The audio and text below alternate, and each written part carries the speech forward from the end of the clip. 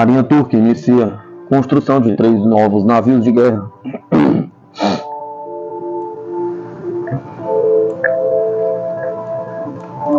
A Marinha Turca começou o ano novo anunciando a construção de 3 navios de guerra baseados em projetos nacionais, um submarino, porta-aviões e um navio líder da aguardada série de contra-torpedeiros de defesa aérea TF-2000. Os programas de construção naval estão intimamente ligados às ambições políticas e navais da Turquia, aprimorando a projeção de forças de longo alcance e as capacidades de ataque do país em particular.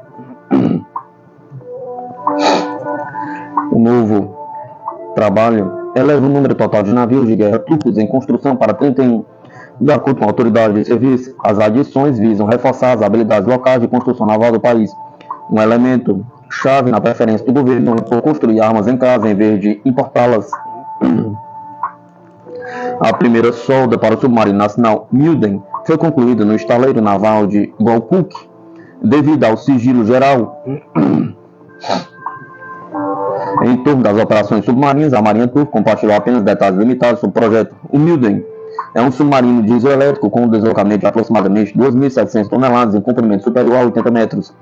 Ele apresenta um sistema de propulsão independente do ar, AIP, permitindo maior resistência submersa em comparação aos submarinos existentes. O submarino é equipado com armas, sistemas e sensores desenvolvidos internamente, projetados para aumentar a capacidade de carga útil e profundidade do mergulho. As cerimônias iniciais de corte de aço para os navios de superfície foram realizadas no estaleiro naval de Istambul, em Istambul. Quando em campo, os navios TF-2000 são projetados para detectar e interceptar ameaças de mísseis guiados e balísticos, ao mesmo tempo que oferecem capacidades tradicionais de combate naval. O trabalho do projeto começou em 2017 e o design evoluiu por meio de várias interações. A configuração atual apresenta um navio medindo 149 metros de comprimento e 21,3 metros de largura e um calado de 5,75 metros, com deslocamento de 8.300 toneladas. O TF-2000 é movido por um sistema de propulsão Godot, permitindo que ele atinja velocidade de 26 nós ou mais. Ele é armado com um canhão principal de 127 mm, duas estações de arma de 25 mm, controladas remotamente, e um sistema de arma de curto alcance GOK Deniz de 35 mm. As capacidades de defesa aérea do navio consistem em um sistema combinado de lançamento vertical de 96 células, desenvolvido sob o próprio programa Midlas da Turquia. Carregados nas células VLS estão os mísseis de defesa aérea Siper e Risa, com a adição de mísseis de cruzeiro Gizgin. O conjunto principal de sensores inclui o sistema de radar de matriz em fase Gafrad, que fornece um alcance de detecção de 450 km. De acordo com informações da Marinha Turca, o porta-aviões nacional Mugen medirá 285 metros de comprimento, 75 metros de largura e terá um calado de 10 metros. Com um deslocamento projetado de 60 mil toneladas, mais que o dobro do maior navio de guerra atual da Turquia, o TCG Anadolu. As dimensões do Mugen lembram muito as dos porta-aviões da classe Queen Elizabeth. O porta-aviões contará com uma configuração de decolagem curta e recuperação de barreira Stoba, com uma única pista e um trampolim com um ângulo de aproximadamente 12-14 graus. O projeto inclui uma única ilha no lado de este bordo, com um elevador de aeronave posicionado à frente da ilha e outro a ré. Os planos preliminares indicam 3 pontos de decolagem, uma para o drone de combate TB3 UCAV, perto do nível de ponte, outro diagonalmente no lado do porto para a aeronave tripulada Hurjet, e o terceiro no quarto do porto para o jato não tripulado Kislelma. O navio terá 3 cabos de paradas e um convés inclinado para pousos.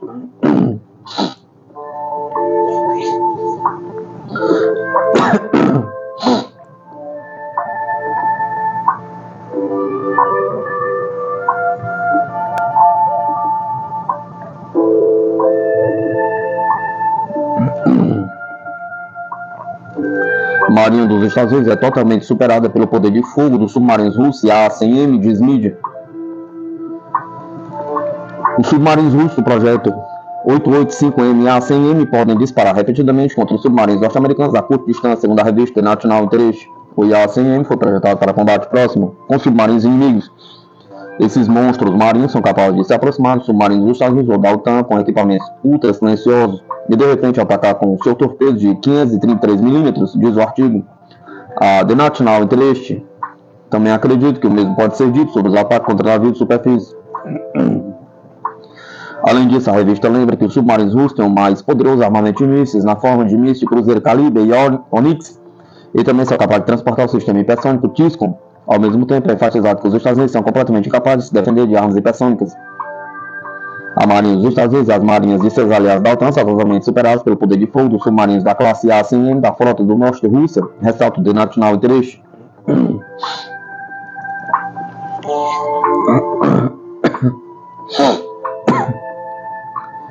Os submarinos Yasen do projeto 885 são uma série de submarinos russos polivalentes de quarta geração.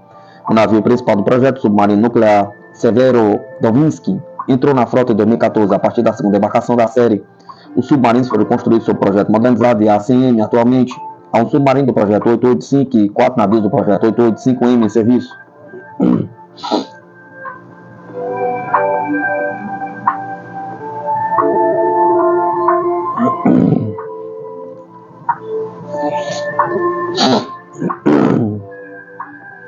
Rússia teria plano militar detalhado para ataques contra a Coreia do Sul e Japão, revela documentos vazados. Documentos expõem estratégias para destruir infraestruturas militares e civis com mísseis de longo alcance, com um plano meticulosamente calculado. A primeira fase do plano envolveria ataques direcionados a sistemas de radar e defesa aéreas, incluindo as bases de mísseis patriotas instaladas nos dois países asiáticos. O objetivo seria cegar os sistemas de detecção inimigos, permitindo que os mísseis KH-101, capazes de voar em baixas altitudes e contornar obstáculos, atingissem seus alvos sem serem detectados. Na sequência, o plano detalha ofensivas contra instalações militares e nucleares estratégicas, como a usina de Tokai, no Japão, e as bases militares essenciais na Coreia do Sul. Os ataques priorizariam pontos vulneráveis, como sistemas elétricos de resfriamento, visando paralisar ou desativar completamente as infraestruturas críticas.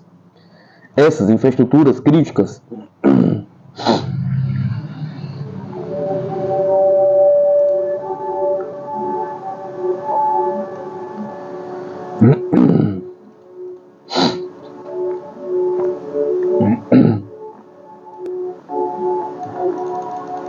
A estratégia inclui o uso de bombardeiros Tu-160 operando a partir do extremo leste russo, fora do alcance do sistema de interceptação inimigos. Esses bombardeiros seriam responsáveis por lançar múltiplos mísseis simultaneamente, criando um ataque em massa contra diversos alvos em um curto período de tempo. Os documentos mencionam uma missão de reconhecimento realizada em 2014, na qual bombardeiros de estratégia Tu-95 sobrevoaram a região para testar as respostas às defesas aéreas do Japão e da Coreia do Sul. Essa operação durou 17 horas e teve como objetivo coletar informações sobre a prontidão militar e os tempos de reação desse país. Embora a missão de 2014 tenha sido descrita como um teste preliminar, o impacto imediato foi o aumento da vigilância e do alerta por parte das forças de defesa japonesas e sul-coreanas. Além disso, a operação contribuiu para o aprimoramento das estratégias russas, servindo de base para os planos mais recentes descritos nos documentos vazados. O impacto potencial dessas revelações inclui o fortalecimento das alianças militares na região pacífica, a ampliação de investimentos em sistemas defensivos avançados e um aumento nas tensões geopolíticas entre a Rússia, Japão e Coreia do Sul e seus aliados ocidentais.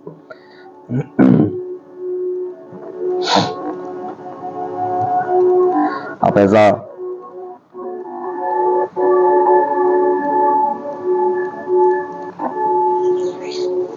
do detalhamento impressionante dos planos vazados, especialistas ressaltam que o Japão e a Coreia do Sul possuem tecnologias avançadas e sistemas defensivos robustos. Em caso de agressão militar, é provável que esses países estejam preparados para responder de forma proporcional, que poderia desencadear um conflito de larga escala na região do Pacífico.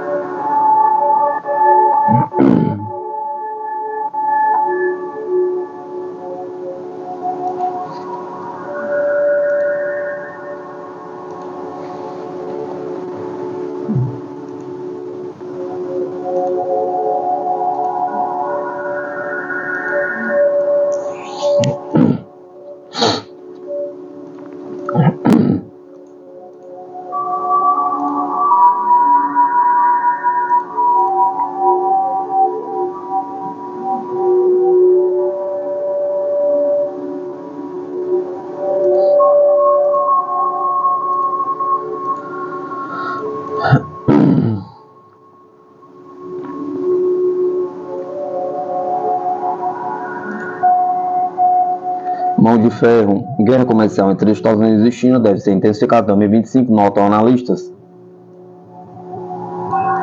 O ano de 2025 já tem caminhos pré-determinados no cenário geopolítico, como a eleição de Donald Trump para a presença dos Estados Unidos, mas os desdobramentos ainda são uma incógnita.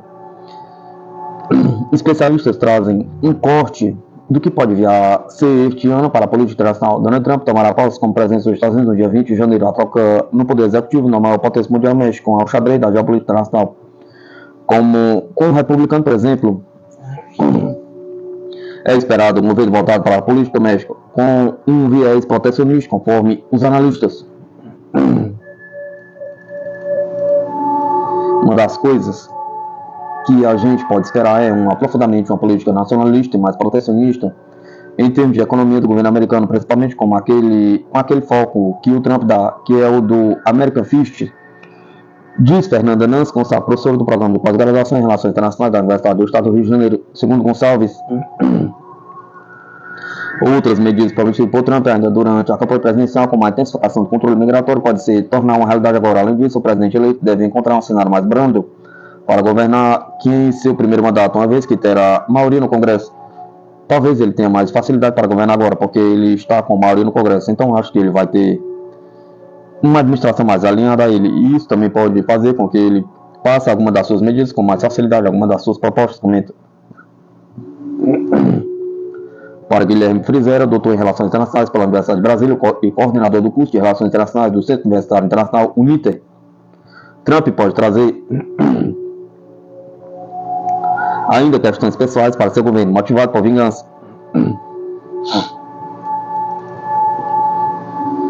Ele já disse que no primeiro dia do mandato dele, ele vai atuar até como líder autoritário, e se espera que no primeiro dia ou nos primeiros dias ele conceda perdão a si mesmo, aos seus filhos e a todos os envolvidos naquela tentativa de invasão ao Capitólio. Isso que se espera no campo pessoal, um Donald Trump focado em vingança, nas palavras do próprio.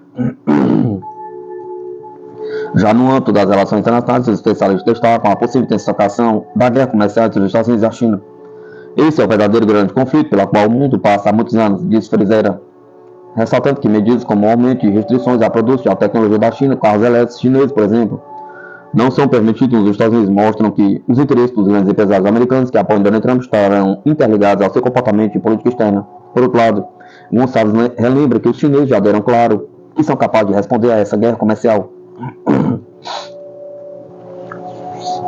Foi falado agora há pouco tempo por parte do governo chinês que, se necessário, eles vão também controlar a exportação de alguns produtos que são utilizados pelos Estados Unidos para produzir tecnologia que tem alto valor agregado. Pontua sobre a parceria comercial entre os blocos firmado no ano passado, mas ainda não sendo unanimidade entre os líderes dos países da União Europeia, ainda pode demorar a ser implementada, de acordo com os analistas. Se falando de acordo entre Mercosul e União Europeia, quando entrará em vigor, pergunta. Sinceramente, eu acredito que ainda não vai demorar. Que ainda vai passar pela tradução do acordo, ainda vai passar por um processo de internalização do acordo que demanda, obviamente, a ratificação pelos Estados-membros. E aí que eu acho que a gente tem os grandes problemas. E o maior problema que a gente vai enfrentar certamente é a posição dos países como, por exemplo, França, Áustria, Holanda, Bélgica, que tem um setor agrícola fortalecido, explica Gonçalves. Apesar da demora prevista, a analista vê o acordo com bons olhos, que demonstra que ainda há espaço para o multilateralismo após, nos últimos anos, o cenário global apontar para a intensificação de políticas protecionistas, troca de poder à vista na Alemanha.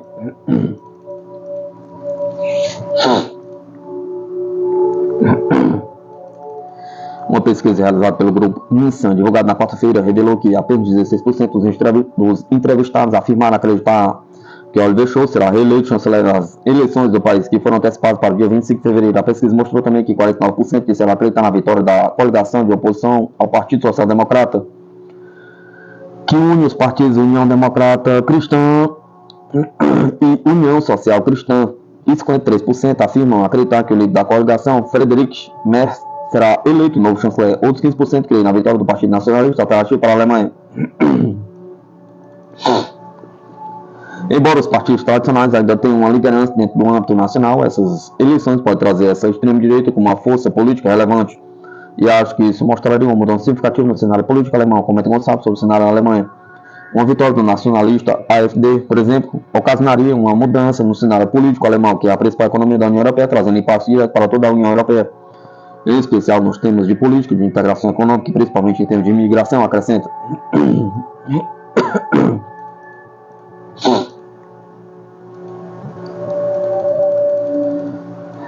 COP30, o que esperar? Pergunta. Em novembro, o Brasil vai receber na cidade de Belém a Conferência das Nações Unidas sobre as Mudanças Climáticas de 2025, COP30.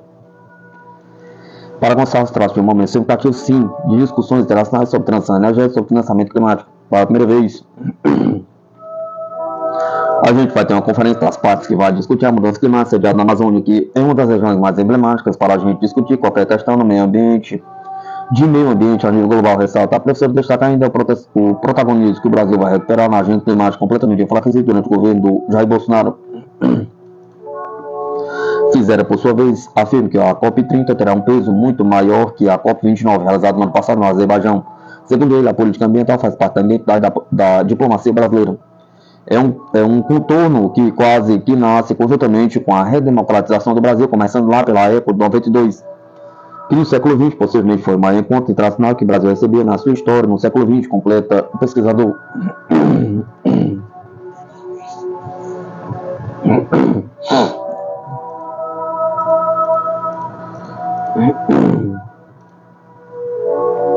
Sérvia se torna o primeiro país europeu a implantar sistemas de defesa aérea chinês FK-3, reforçando segurança e desafiando padrões da OTAN.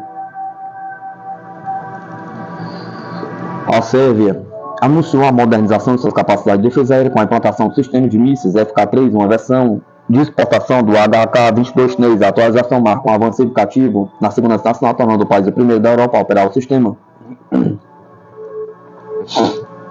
Segundo o Ministério da Defesa sérvio, a nova tecnologia melhora a proteção do espaço aéreo contra ameaças como aeronaves, helicópteros, mísseis e cruzeiro. A estrutura inclui veículos de comando, lançador de mísseis e radares, além de suporte logístico para operações rápidas e eficientes. A compra do sistema foi concluída em 2019, apesar dos alertas dos Estados Unidos sobre a incompatibilidade com os padrões militares ocidentais. Mesmo assim, a entrega ocorreu em 2022 por meio de uma operação aérea de grande escala com o avião chinês Y-20, consolidando a parceria entre os dois países.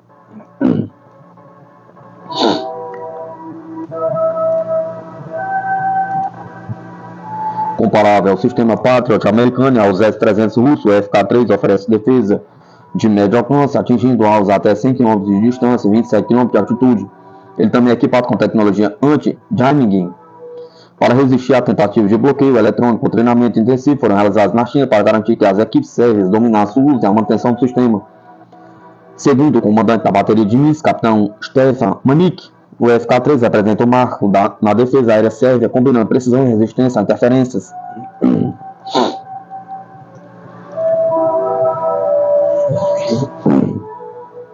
O FK-3 possui capacidade para disparar 12 mísseis simultaneamente contra 6 alvos, destacando-se pela flexibilidade operacional. Seus lançadores inclinados em vez de verticais aumentam o alcance e reduzem custos, tornando uma alternativa eficiente para a defesa territorial. Especialistas afirmam que a escolha pelo FK-3 pode ter desencadeado preocupações em nações ocidentais devido ao alcance dos radares chineses. Há temores de que o sistema possa monitorar atividades aéreas da OTAN próximas ao território sérvio. Com a integração do FK-3, a Sérvia reforça seu compromisso com a segurança nacional, ao mesmo tempo que desafia padrões estabelecidos por alianças militares ocidentais, consolidando sua posição estratégica na Europa.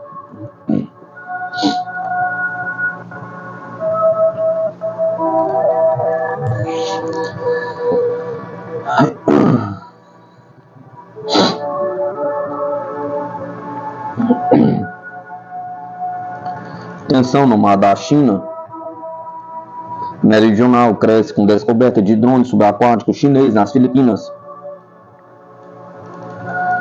A descoberta de um drone subaquático chinês nas águas das Filipinas está agitando o já turbulento cenário do mar da China meridional, localizado por pescadores. O equipamento marcado como HY-119 levanta questões sobre espionagem, disputas territoriais e segurança nacional, colocando em evidência as tensões entre China, Filipinas e Estados Unidos. Mas o que exatamente esse drone faz? Pergunta.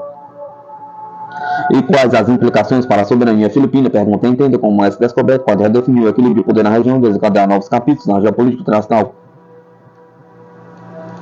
A descoberta levantou preocupações sobre possíveis operações de inteligência conduzidas pela China e território filipino, segundo o coronel Xerxes Trindade, chefe do Gabinete de Relações Públicas da Política Nacional das Filipinas. O episódio reforça a necessidade de uma vigilância contínua e da cooperação entre pescadores e entidades marítimas. Ele destacou que o monitoramento das águas filipinas é essencial para garantir a soberania do país. A Marinha Filipina iniciou a investigação para compreender a função exata e a origem do drone. Em um comunicado, Robert A.C. Barberes, representante de Surigão del Norte, enfatizou a urgência de criar novas instalações navais na região e fortalecer a presença militar dos Estados Unidos através do Acordo de Cooperação e Defesa reforçada. De acordo com pesquisa de código aberto, o modelo HY-119 está equipado com antenas e lentes avançadas, sugerindo aplicações de monitoramento e reconhecimento subaquático. Embora desarmado, o drone possui potencial para coletar dados sensíveis e gerando preocupação sobre possíveis riscos à segurança nacional filipina. O especialista Dizon confirmou que o equipamento pode ser usado em operações de inteligência, um alerta relevante em um contexto de tensões marítimas cada vez mais intensas. Nas últimas semanas, as Filipinas têm enfrentado confrontos crescentes no mar da China Meridional. Em dezembro, navios chineses usaram canhões de água de alta pressão e bloquearam embarcações filipinas, provocando reação de repúdio internacional. Além disso, um submarino russo foi detectado passando pela região, surpreendendo as autoridades locais devido às suas características tecnológicas incomuns. A presença de drones como o HY-119 reforça as especulações de que a China está ampliando sua capacidade de vigilância. Essa situação ocorre em um momento de disputas acirradas, com Pequim reivindicando quase todo o mar da China Meridional. Em contraste com as decisões internacionais que declararam essas reivindicações infundadas. Os Estados Unidos reiteraram recentemente seu compromisso de defender as Filipinas em caso de ataques no mar da China Meridional. A embaixadora americana Mary-Kay Carson acusou a China de colocar vidas em risco ao interromper operações marítimas filipinas. Para muitos especialistas, a aliança entre Filipinas e Estados Unidos é essencial para equilibrar o crescente domínio chinês na região. Essa parceria ganha ainda mais relevância em meio às tensões envolvendo drones e outros incidentes. A descoberta do HY-119 reforça a necessidade de maior vigilância e cooperação internacional para proteger os interesses filipinos e garantir a estabilidade no sudoeste asiático.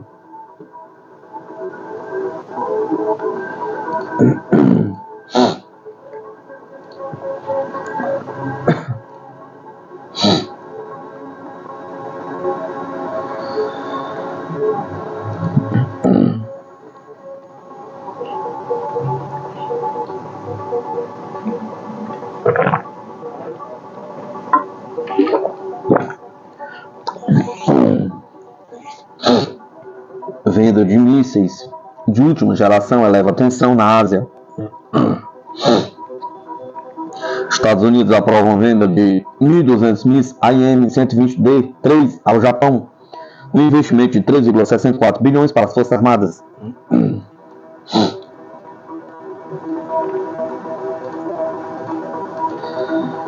Os Estados Unidos reforçam seu papel estratégico no Indo-Pacífico ao aprovar uma venda militar histórica para o Japão. O Departamento de Estado deu sinal verde para a possível transação de 1.200 mísseis AIM-120D3 e AIM-120C8, conhecidos por sua precisão e eficácia em combates aéreos, avaliada em 3,64 bilhões. Essa venda fortalece a segurança do Japão, mas também solidifica a parceria entre as Forças Armadas dos dois países.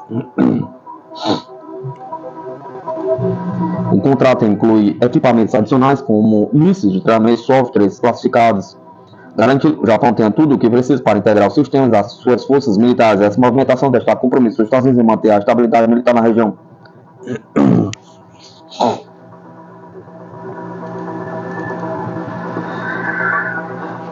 O pacote aprovado às Forças Armadas contempla uma série de itens essenciais, além dos 1.200 mísseis AIM-120D3 e AIM-120C3 estão previstos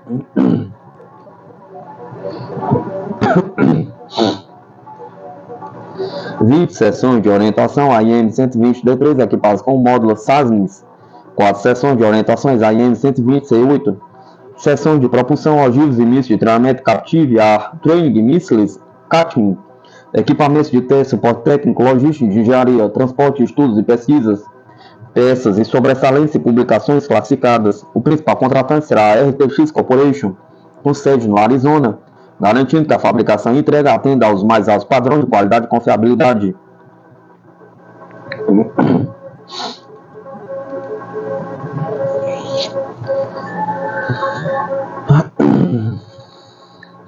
A aquisição dos mísseis M-120D3 fortalece as capacidades de defesa do Japão, permitindo que o país enfrente ameaças emergentes com maior eficácia. Essa parceria não apenas protege o território japonês, mas também assegura a segurança do pessoal militar dos Estados Unidos estacionado na região.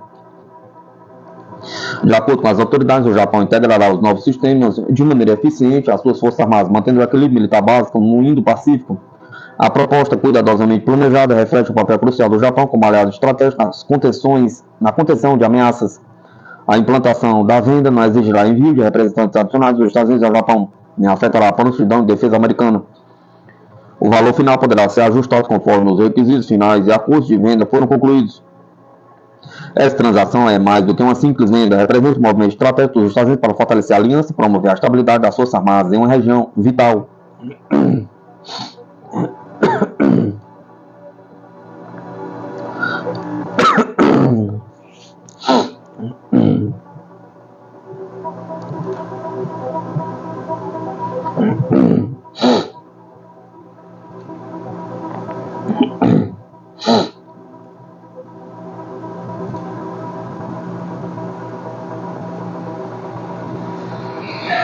Biden discutiu com sua equipe possíveis ataques contra instalações nucleares do Irã, diz mídia.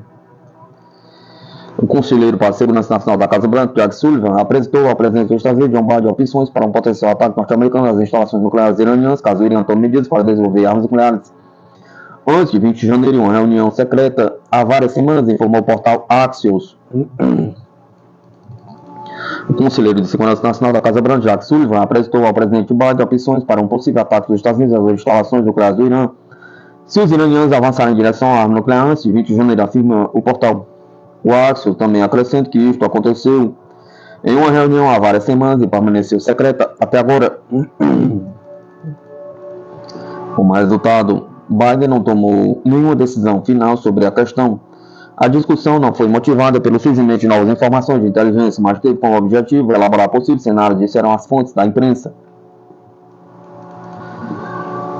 As fontes disseram que alguns dos assessores de Biden, incluindo Sullivan, acreditam que a degradação das defesas aéreas das capacidades de mísseis do Irã, juntamente com o enfraquecimento significativo dos representantes regionais do Irã, aumentaria as chances de um ataque bem-sucedido e diminuiria o risco de retaliação iraniana em escala regional, elabora o Axios.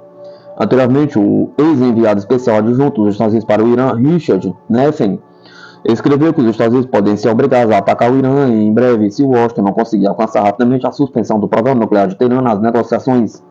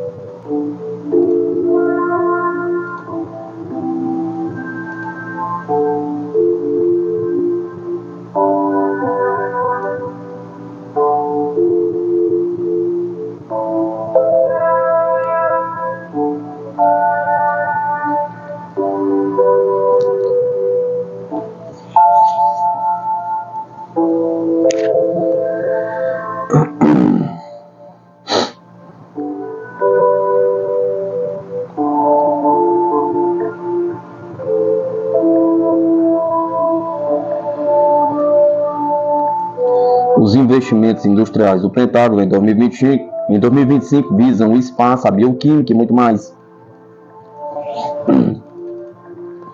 O escritório de capital estratégico do Pentágono concentrará seus investimentos em 2025 em 15 segmentos da indústria que, segundo ele, poderiam dar mais suporte às necessidades de segurança nacional dos Estados Unidos, incluindo espaçonaves, materiais e manufatura de microeletrônicos e produtos bioquímicos. O escritório divulgou sua estratégia de investimento para o ano fiscal de 2025 na quinta-feira, oferecendo um resumo de suas prioridades para o próximo ano.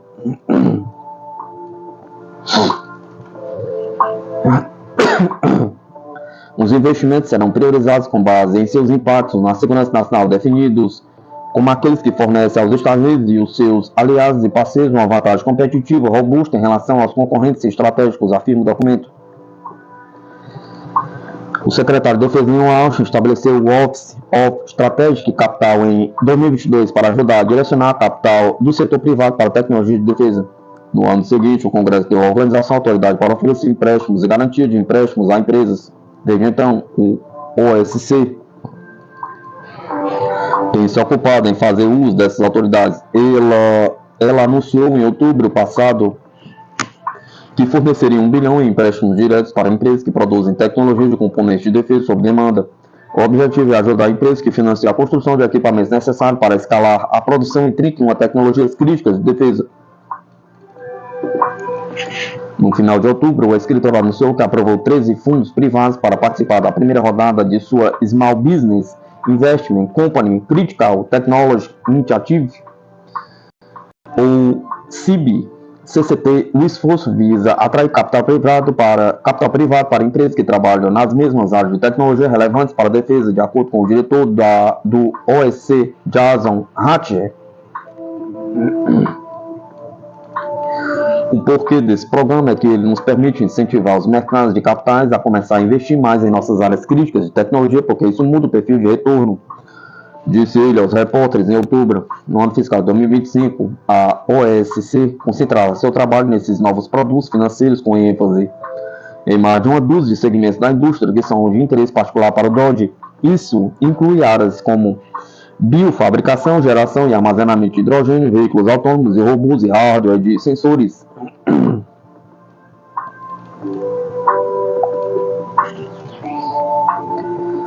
Sua estratégia também estabelece uma estrutura para priorizar investimentos de curto, médio e longo prazo. Nos próximos 3 anos, o escritório vê seus produtos financeiros ajudando a minimizar dependências e pontos de estrangulamento, investindo em tecnologia diversificada, fontes de fornecimento e capital. Mais adiante, no período de 2 a 7 anos, a OSC prevê desempenhar um papel em ajudar a escalar a produção dos Estados Unidos e aliados por meio de investimentos direcionados. Em 5 a 15 anos, ele vê seus serviços ajudando não apenas a desenvolver tecnologias, mas também a comercializá-las em empreendimentos sustentáveis de acordo com a estratégia. Aqui, o impacto potencial dos produtos financeiros da OSC inclui a aceleração e crescimento de indústrias emergentes por meio de programas de investimentos focados em fundos, como a iniciativa CBCCT, que reduz o custo de capital para investir em áreas de tecnologia que exigem capital paciente, afirma o documento.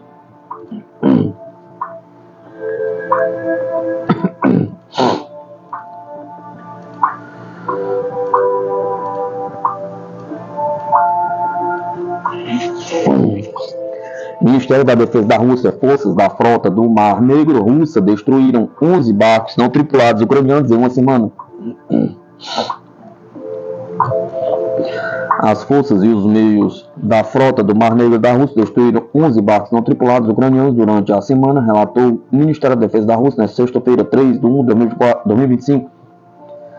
Já as unidades do grupo de tropas russas 300 repeliram 85 contra-ataques das forças ucranianas durante a semana, tendo o inimigo perdido mais de 2.750 soldados e 7 tanques. Por sua vez, as unidades do agrupamento de tropas Yong-Sun tomaram linhas mais vantajosas, derrotaram as formações de 5 brigadas mecanizadas, 2 de infantaria motorizada e 2 brigadas aeromóveis das forças ucranianas. Além do mais, repeliram 8 contra-ataques do adversário. Além disso, durante a semana, as unidades do grupo de forças Sérvia e Norte continuaram a destruir as formações do exército ucraniano na região russa e Kursk. Ataques aéreos, veículos aéreos não tripulados e fogo de artilharia atingiram o pessoal e o equipamento de 7 brigadas de assalto mecanizados, de 3 aerotransportados e de 1 brigada de fuzileiros navais das forças armadas ucranianas. Na direção de Kharkov foram atingidas unidades das brigadas de infantaria mecanizada e motorizada das forças ucranianas. Além do mais, as forças armadas da Ucrânia perderam mais de 3.175 pessoas durante a semana como resultado das ações do grupo Zapad Oeste do exército russo Norte-Sim.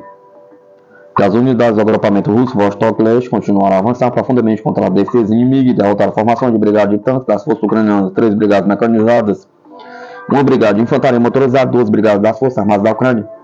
Elas repeliram 14 contra-ataques de grupos de assalto. O inimigo perdeu até 1.155 militares, 2 tanques, 3 veículos de combate blindados, 26 veículos e 23 peças de artilharia do campo incluindo 5 testes de artilharia propulsada Paladin de 155 mm de fabricação americana. O agrupamento de tropas de Dnieper, em sua área de responsabilidade, liquidou mais de 500 militares ucranianos durante a semana. Além disso, durante a semana, a defesa antiaérea russa abateu 559 drones do tipo aeronave Su-27, 3 bombas Hammer, 33 HIMARS e projetos Uragan das forças ucranianas. No total, desde o início da operação russa, foram destruídos 651 aviões, 286 helicópteros, 3.907 veículos aéreos não tripulados, 590 sistemas de mísseis antiaéreos, 2.208 tanques e outros veículos blindados de combate, 1.505 lançadores múltiplos de foguete, 1.003 artilharia de campo e morteiros, 29.832 unidades de veículos militares especiais.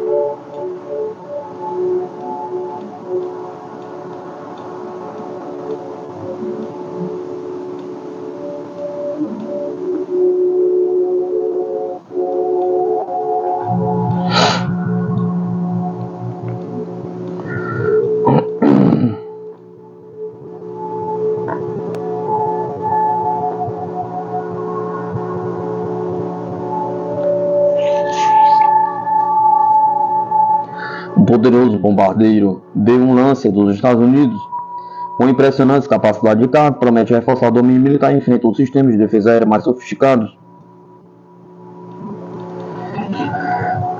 O B-1 Lancer 2025 acaba de ser revelado pelos Estados Unidos, provocando um verdadeiro marco na história da aviação militar, combinando tecnologia hipersônica de ponta e uma impressionante capacidade de carga. Este bombardeiro estratégico foi projetado para enfrentar os desafios de um cenário geopolítico em constante transformação. Ele reforça o domínio militar norte-americano e redefine as estratégias de combate aéreo ao oferecer velocidade, precisão e adaptabilidade sem precedentes. À medida que as tensões globais aumentam, o B-1 Lancer 2025 se posiciona como uma resposta à altura contra as defesas aéreas mais sofisticadas do mundo. Sua capacidade de operar em baixa altitude e integrar mísseis e pressões demonstra um avanço tecnológico significativo, solidificando o papel dos Estados Unidos como uma potência militar dominante. Para uma visão mais detalhada sobre o B-1 Lancer, confira.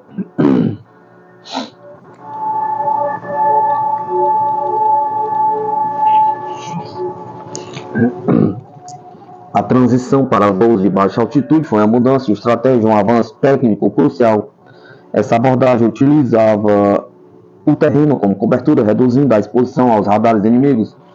Ainda assim, exigia aeronaves especializadas como o B-1, que passou a incorporar designs avançados.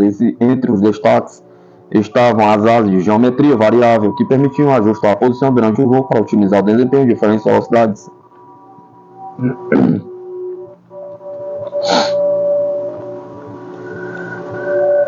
O modelo inicial B-1A apresentava um peso máximo de decolagem de 395 mil libras. No entanto, com o design B-1B, esse limite subiu para impressionantes 477 mil libras. Essa alteração, acompanhada de um alcance operacional de mais de 3.400 milhas sem reabastecimento, garantiu ao bombardeiro um papel estratégico em missões de longo alcance. A velocidade, embora inferior à do B-1A, foi ajustada para Mach 1.25, priorizando operações furtivas de baixa altitude.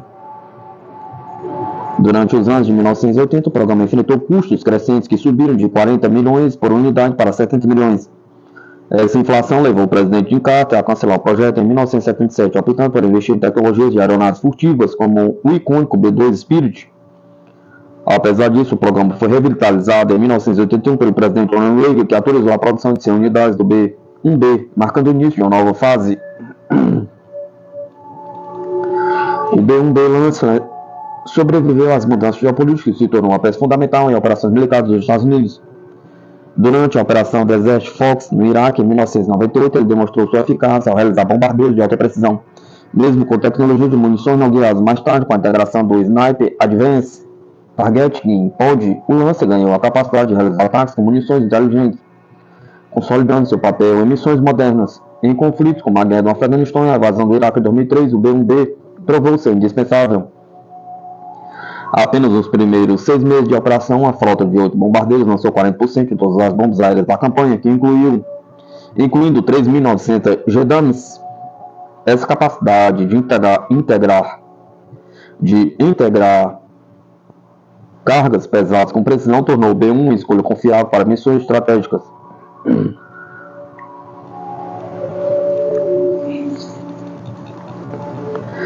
Outro destaque é a sua capacidade de carregar até 125 mil libras de armas, incluindo mísseis e bombas nucleares, tornando um dos bombardeiros mais versáteis já construídos recentemente. Ele foi equipado com mísseis de cruzeiro AGM-158 Jasmine e AGM-158C Hasmes, projetados para atingir alvos a grande distância, mantendo a segurança do avião longe das defesas inimigas. Além disso, seu sistema modular de pylons permite carregar até 36 mísseis simultaneamente, uma característica essencial em cenários como a da região do Pacífico, onde a crescente presença naval chinesa é uma preocupação estratégica.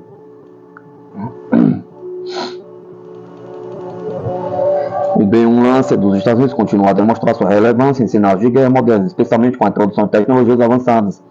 Uma das mais promissoras é a sua capacidade de integrar mísseis hipersônicos como Hypersonic Attack Cruise Missile HACM, que possui um alcance operacional de 1.000 milhas e velocidade de até Mach 8 vezes a velocidade do som. Esses armamentos são praticamente impossíveis de interceptar, posicionando o B-1 como um elemento crítico em potenciais conflitos futuros, especialmente na região da Ásia Pacífica, onde a presença naval chinesa aumenta o desafio estratégico. O B-1 também recebeu atualizações significativas para reduzir sua assinatura de radar, como o uso de materiais que absorvem ondas de radar em entradas de ar serpenteantes, tornando mais difícil detectar. Embora não seja um bombardeio totalmente furtivo como o B-2 Spirit, sua seção radar reduzida é aproximadamente 50 vezes menor que a do B-52, um marco para aeronaves de suporte.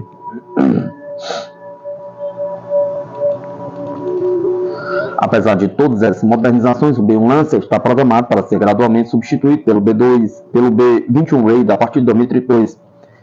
Esse novo bombardeiro Stilt, projetado pela Northrop Grumman, é mais eficiente e adaptável às necessidades tecnológicas futuras. O B-21 promete penetrar um sistema de defesa aérea mais sofisticado, oferecendo aos Estados Unidos uma vantagem estratégica significativa. No entanto, muitos especialistas acreditam que, com as atualizações CES, o B-1 ainda pode continuar relevante até 2040, desempenhando papéis críticos em missões táticas e estratégicas.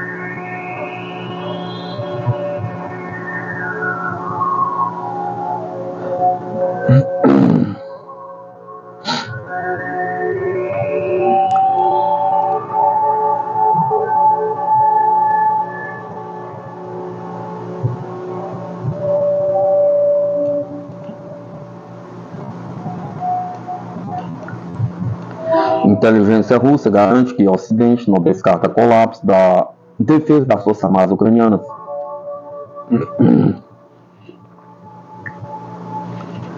As elites ocidentais não descartam o colapso iminente da defesa das Forças Armadas Ucranianas, afirma a assessoria de imprensa do Serviço de Inteligência Externa russo, SVR, acrescentando que, apesar dos esforços dos Estados Unidos para o evitar, o Ocidente está ciente que a Rússia não vai recuar.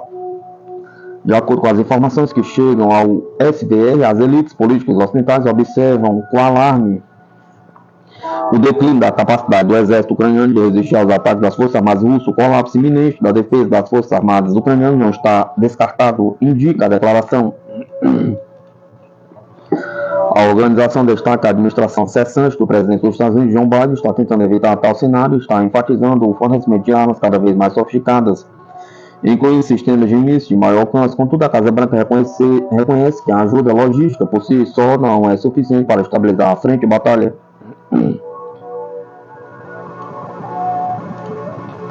Outro dia, Washington exigiu ao presidente Vladimir Zelensky que reduzisse urgentemente a idade de recrutamento e mobilização para 18 anos. A decisão correspondente em Kiev já foi preparada e será tomada em um futuro próximo, sublinha o documento. Ao mesmo tempo, acrescenta o SVR, os países vizinhos da Ucrânia estão tacitamente se preparando para receber novas ondas de refugiados, que estarão prontos para fazer tudo para escapar das garras do regime governante ucraniano que vendeu as suas vidas por nada aos senhores ultramarinos. O Ocidente está ciente que para a Rússia o conflito é de natureza existencial e não recuará. Ficou claro desde o início que a recusa de Kiev em negociar está levando os ucranianos a um moedor de carne. E Zelensky segue sistematicamente o caminho de destruir o povo da Ucrânia, concluiu o serviço de inteligência. Em 24 de fevereiro de 2022, a lei marcial foi declarada na Ucrânia e no dia seguinte, Vladimir Zelensky assinou um decreto sobre a mobilização geral. Homens entre 18 e 60 anos estão proibidos de sair do país enquanto durar a lei marcial. A evasão do serviço militar durante a mobilização no país é punível com a pena de prisão de até 5 anos. No entanto, os meios de comunicação ucranianos afirmam que o Estado-Maior das Forças Armadas do país não está satisfeito com o ritmo de mobilização e os comandantes se queixam de uma escassez catastrófica de pessoal. Nesse contexto, aumenta os apelos no Ocidente para reduzir a idade de mobilização. Assim, o secretário dos Estados Unidos, Antony Blinken, declarou que Washington e seus aliados concordam com a opinião de que homens entre 18 e os 25 anos devem ser recrutados para as Forças Armadas ucranianas. Até agora, Kiev não tomou uma decisão final sobre o assunto.